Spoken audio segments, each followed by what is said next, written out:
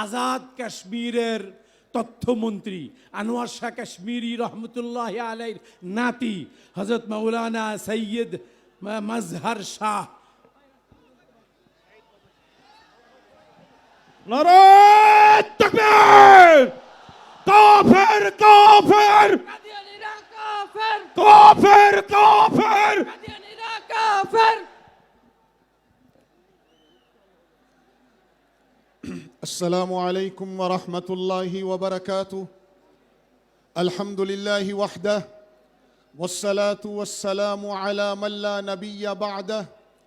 أما بعد، قابل صد احترام حضرات علماء کرام، مشائخ عظام، پوری دنیا سے تشریف لائے ہوئے انٹرنیشنل ختم نبوت کانفرنس کے مہمان اور ختم نبوت کے پاسبان بنگلہ دیش میں شیخ الحدیث و تفسیر حضرت مولانا عبدالحمید صاحب اور ان کے رفیق خاص ناظم اعلیٰ ختم نبوت مولانا عماد الدین صاحب اور ان کے جملہ رفقا، رضاکار اور دیگر وہ تمام تنظیمیں اور جماعتیں جنہوں نے آج میرے حضور صلی اللہ علیہ وسلم کی ختم نبوت کی حفاظت کے لیے مجلس سجائی ہے، میں ان سب کو خراج تحسین پیش کرتا ہوں، اور ان کے ساتھ ساتھ بنگلہ دیش کی غیور عوام کو، بنگلہ دیش کے نوجوانوں کو، بنگلہ دیش کے تاجروں کو، کالج اور یونیورسٹی کے اسٹوڈنٹس کو، مدارس دینیہ کے طلباء کرام کو، کہ جنہوں نے ایک مرتبہ پھر بنگلہ دیش کی سرزمین پر لا الہ الا اللہ کے نعروں کو عام کیا ہے، میں اس پر تمام نوجوان طلباء اور تمام زعماء کو خراج تحسین پیش کرتا ہوں۔ ختم نبوت کی حفاظت میری ایمانی ذمہ داری بھی ہے، اور خاندان علامہ انور شاہ کشمیری کی نسبت کی وجہ سے خاندانی ذمہ داری بھی ہے۔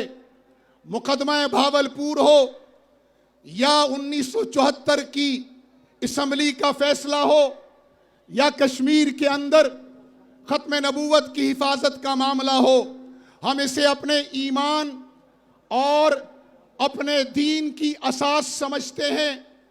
امت کا مسائل میں اختلاف ہوا کرتا ہے، امت کا عقیدے میں اختلاف نہیں ہوا کرتا۔ جو عقیدے میں اختلاف کرتا ہے وہ امت سے خارج ہو جاتا ہے۔ مسئلہ ختم نبوت سمجھانے کی حد تک تو مسئلہ ہے، لیکن در حقیقت یہ امت کا اساسی عقیدہ ہے، اور اس عقیدے سے جو باہر ہوگا وہ امت سے باہر چلا جاتا ہے۔ امت محمدیہ نے ہمیشہ اپنی جغرافیائی سرحدوں کی حفاظت بھی کی ہے اور نظریاتی سرحدوں کی حفاظت بھی کی ہے۔ صحابہ کرام نے غزوات نبوی میں جتنے صحابہ شہید ہوئے ان کی کل تعداد مورخین نے 259 لکھی ہے۔ یہ وہ صحابہ تھے جو اسلام کی سرحدوں پر پہرا دیتے ہوئے اور اسلام کی سرحدوں کو وسعت دیتے ہوئے شہید ہوئے، لیکن جب مسئلہ اسلام کی نظریاتی سرحدوں کا آیا تو پھر میں اور آپ پڑھتے ہیں، سنتے ہیں، اور ان علماء سے سندیں متصل کرتے ہوئے احادیث پڑھتے ہیں کہ صحابہ کرام کی 1200 کی تعداد نے اسلام کے نظریاتی سرحدوں کی حفاظت کرتے ہوئے، یعنی عقیدہ ختم نبوت کی حفاظت کرتے ہوئے 1200 صحابہ نے اپنی جانیں دی ہیں، جن میں 700 صحابہ حفاظ قرآن مجید تھے۔ یہ مسئلہ ہمیں بتاتا ہے کہ ہم اسلام کی نظریاتی اور جغرافیائی دونوں سرحدوں کی حفاظت کریں گے انشاءاللہ، اور کسی قسم کا کمپرومائز نہیں کریں گے۔ میں ایک بات کر کے اجازت چاہوں گا، میرے جد امجد حضرت مولانا شاہ انور شاہ کشمیری رحمہ اللہ فرمایا کرتے تھے، ایک ہے رسول اللہ کے اقوال کی حفاظت و خدمت، ایک ہے رسول اللہ کے افعال کی حفاظت و خدمت، اور ایک ہے رسول اللہ صلی اللہ علیہ وسلم کی ذات اقدس کی خدمت اور حفاظت۔ رسول اللہ کے اقوال کی حفاظت احادیث رسول اللہ ہیں، مولانا عبد المالک سے لے کر حضرت شیخ عبدالحمید تک اور تمام علماء کرام ہمارے اکابرین اس اقوال کی حفاظت کر رہے ہیں. دین کی بہت بڑی خدمت ہے اور رسول اللہ کی سنتوں کی حفاظت یہ افعال رسول اللہ کی حفاظت ہے اور یہ بھی امت سر انجام دے رہی ہے اور ایک بہت بڑی خدمت ہے. لیکن رسول اللہ کی ذات کی حفاظت ان دونوں سے بڑھ کر ہے اور ختم نبوت رسول اللہ کا ذاتی وصف ہے. اس لیے آج کے دور میں جو ختم نبوت کی حفاظت کرے گا گویا وہ رسول اللہ کی ذات کی حفاظت کر رہا ہے. اسی لیے انور شاہ نے فرمایا جو آج کے دور میں ختم نبوت کی حفاظت کرے گا میں اس کے جنت کی ضمانت دیتا ہوں. دوسری بات، بنگلہ دیش کے لوگوں، ہر نبی کی نبوت کا ایک مقصد ہے.